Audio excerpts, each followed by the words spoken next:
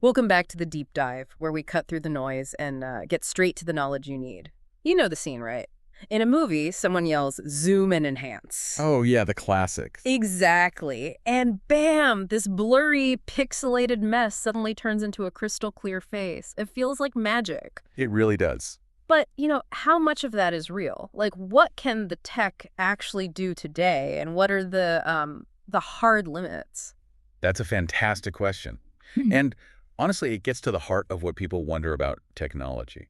So our mission with this deep dive is exactly that. We're going to pull back the curtain on image enhancement. Okay. We'll look specifically at clarifying unclear images, say, trying to ID someone driving a car from a really low-quality shot. Like a grainy security camera or something. Precisely. We want to uncover what's truly possible, what the real boundaries are, give you a clear, well-informed picture. And just so you know, we've based this on a whole stack of expert reports, cutting-edge research. We've distilled the key stuff for you. Right. So let's maybe start with the basics. Image enhancement. What is it, fundamentally? Good place to start. At its core, it's really a collection of processes. The goal is either improving the visual quality or making specific features easier to see. Think of these as the traditional tools. Okay, let's unpack that. Our sources mention two main categories of these traditional techniques. First one is spatial domain methods. Sounds technical. It does a bit, but the idea is fairly direct.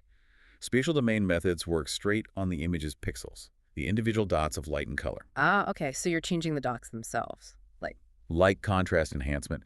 This adjusts the range of brightness values in the pixels. Makes things stand out more. Stretching the lights and darks, kind of. Exactly, like using histogram equalization to spread out the tones. Then there's simple brightness adjustment, just making the whole thing lighter or darker. Straightforward enough. What about sharpening? That seems key. Definitely. Sharpening aims to enhance edges and fine details. A common way is unsharp masking. Unsharp masking? Sounds counterintuitive. It does. But it works by essentially subtracting a slightly blurred version of the image from the original. Makes the edges pop. Huh, clever. And then, really important for clarity, is noise reduction. Getting rid of that random speckle, the graininess that can hide details. Right, the static. Yeah, techniques like median filtering or non-local means denoising try to smooth out that noise while, and this is key, trying to preserve the actual lines and textures you want to see. Okay, that makes sense. Working directly with the image data pixel by pixel. But then there's the other category, frequency domain methods. Sounds more abstract. It is a bit more abstract, yeah. Instead of manipulating pixels directly, these methods work on the image's Fourier transform. Okay, lost me slightly there. Fourier transform. Think of it like this. Instead of looking at dots, you're looking at the underlying patterns of light and dark across the image, like waves, frequencies. Ah, like audio frequencies, bass and treble, but for an image. That's a great analogy, actually. Yes. You can then apply filtering in this frequency space. Low-pass filters can smooth things. High-pass filters can emphasize edges because edges represent high-frequency changes. Okay, I think I'm getting it. And a really powerful technique in this domain is Wiener filtering. It's a type of deconvolution, really good for images that are blurred and noisy. Deconvolution, undoing the blur. Kind of, yes. But it works best when you have some idea how the image got degraded, like, the type of blur, the noise characteristics. It uses that info to try and reverse it. Got it. So one set of tools works on the pixels, the other on the image's underlying patterns. Pretty much. Those are the traditional foundation. Right. Now, this is where it gets really interesting, I think. The AI revolution, deep learning. We hear about it everywhere. Did this finally give us that movie magic? That enhance button? Well, it's definitely been a game changer, a massive leap. AI, especially deep learning models trained on huge data sets, they can do things that were just, science fiction before. Like super resolution. That's the one that always blows my mind. Taking a tiny blocky image and making it look sharp. How? Yeah, super resolution is amazing. It reconstructs a high-resolution image from a low-resolution one. But here's the catch. It's not actually finding lost information. It's not. Then what's it doing? It's synthesizing plausible detail. Based on the millions of images it's learned from, it makes a highly educated guess about what should be in those missing pixels to make it look sharp and realistic. So it's adding detail that wasn't strictly there in the original low-res capture. Exactly. Plausible, realistic-looking detail, but generated detail nonetheless. AI is also incredible at deblurring, reversing motion blur, out-of-focus issues. Much better than older methods sometimes. The noise. Denoising, too. AI models can often remove complex noise patterns while doing a better job of keeping the fine details intact, compared to traditional filters which might blur things out. Okay, this synthesis part, Hmm. generating detail, that leads us to things like GANs, right? Generative adversarial networks. The sources say they can hallucinate plausible missing information. That's the perfect term for it. Hallucinate. It sounds less like revealing truth and more like creating fiction. That's the crucial distinction, and it's a really important one to grasp. GANs are powerful because they have two parts. One generates an image, the other tries to tell if it's real or generated. They compete, getting better and better. So the generator gets really good at faking it. Extremely good. It can fill in gaps in super resolution or deep blurring with details that look absolutely convincing, photorealistic even. Absolutely critical to understand this, especially, in forensic context or anywhere. Yeah. Accuracy is vital. The number one limitation, information loss. Meaning? If the information wasn't captured in the first place because of extreme blur, really low resolution, heavy compression, it's gone. You cannot perfectly recover it, period. No magic wand. No magic wand. Enhancement techniques, even AI, can only make those educated guesses or generate plausible details. They guess based on patterns they've learned. They can't retrieve data that simply doesn't exist in the file. And trying too hard can backfire, right? Yeah. You mentioned artifacts. Yes, noise introduction is a big one. If you sharpen an image too aggressively or crank up the contrast too much, you can amplify the noise that's already there, or even introduce new, weird-looking patterns or artifacts. Mm-hmm. It can make it look worse, less natural. And sometimes it's just ambiguous. Yeah, exactly. Ambiguity. With really degraded images, there might be several ways the original scene could have plausibly looked.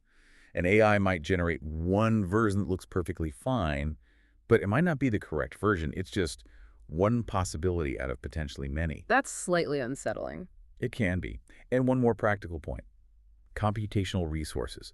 These advanced AI models, they often require serious processing power. Not something you can always do instantly on a basic laptop. Right. Takes time and horsepower. Okay, so let's tie this back to our specific scenario. The unclear photo of someone driving a car. Given everything we've discussed, what could potentially be done, generally speaking? Well, it depends on why it's unclear. If it's motion blur or focus issues, deblurring, especially with AI, could potentially help quite a bit. Okay. If the main problem is it's just low resolution, very blocky, then super resolution could increase the pixel count, maybe infer some details.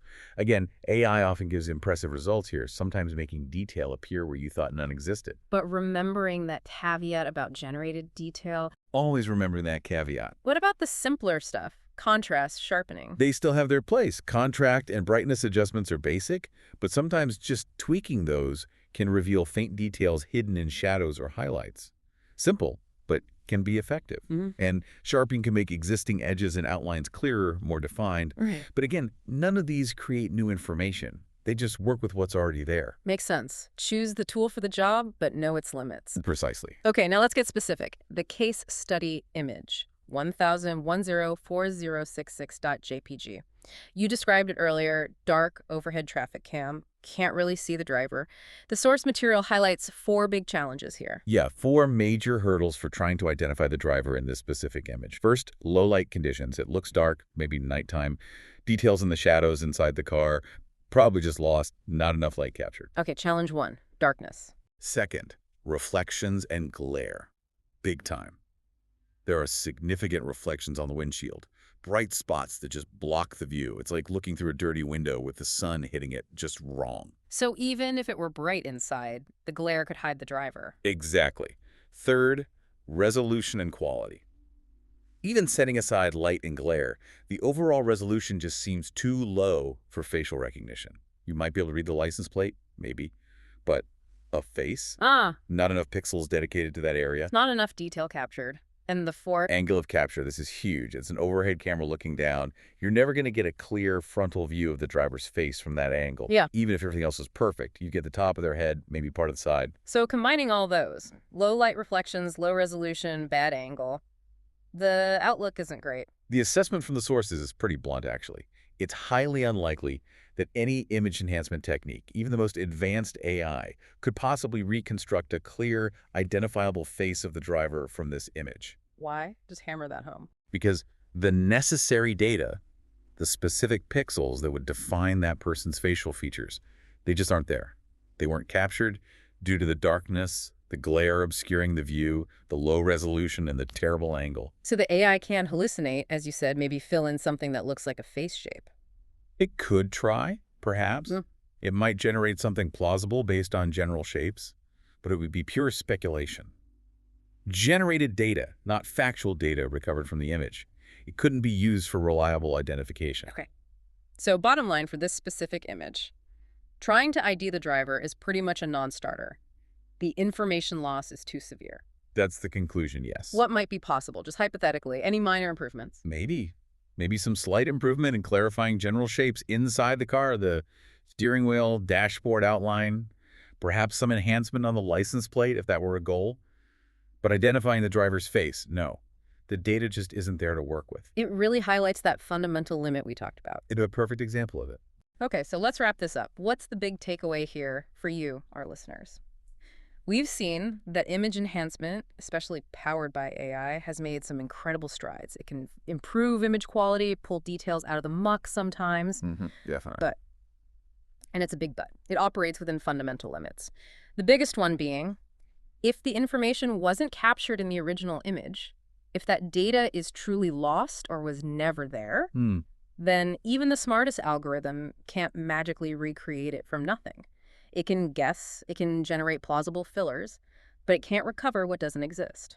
And understanding that limitation is so important. You mentioned forensics, journalism. Places where getting it right matters, and misinterpretations could have serious consequences. Absolutely. Knowing the difference between revealing hidden detail and generating plausible-looking detail, that distinction is paramount. Avoiding false conclusions based on an image that looks clearer but might actually be misleading, that's crucial. Which brings us to our final thought for you. When you see these enhanced images out there, maybe in the news, maybe on social media, maybe even just in entertainment, how does knowing this difference, the difference between revealed data and hallucinated or generated detail, change how you perceive what you're seeing? How does it change what you trust, what you believe to be true, based purely on an enhanced image? That's a really potent question to consider. Something to mull over. We'll leave you with that thought until our next deep dive.